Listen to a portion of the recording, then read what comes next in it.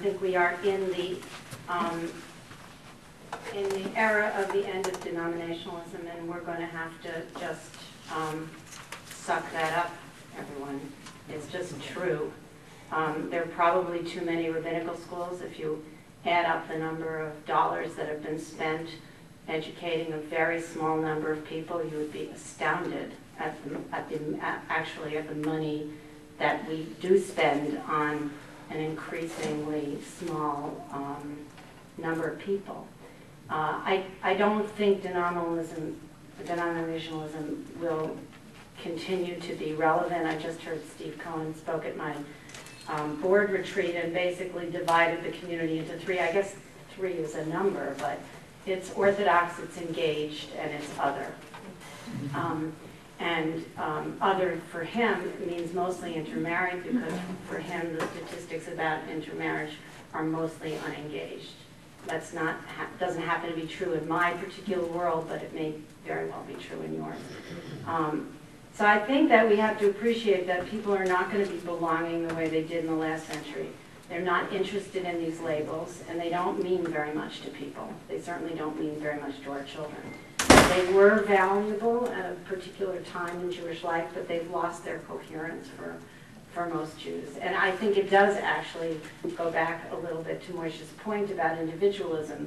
The paper that I think the Andrew and Charles Bronfman Foundation supported, that had some dubious title like Vanilla Skim Latte with foam on top or something like that, described the way in which people in their 20s want their Judaism. And I think that that's increasingly true and increasingly going to make denominationalism, you know, it's kind of like a dead tree in the forest. It casts a shadow, but it's probably, at least again from my vantage point, going, gone. And I say that, you know, cognizant of the location that we're in. And while we're talking about belonging, I have not gotten a chance to read Robert Putnam's new book. I don't know if any of you have seen American Grace. It just came out last week. It's a 10-year piece of research on American religion, and I understand it's really, really important reading. I understand there that one statistic he quotes is that the only group that beats us out for least attendance at house of worship are the nuns, and that's not N-U-N, that's N-O-N-E-S. Okay, so actually we're running almost neck and neck with people that have no religion, which is to say I think synagogues are going to change drastically, or they are going to be obsolete in the next 10 years. And I don't think it's just economics. I think if we could be as important as violin lessons, then people would have a much harder time there, and we're simply not.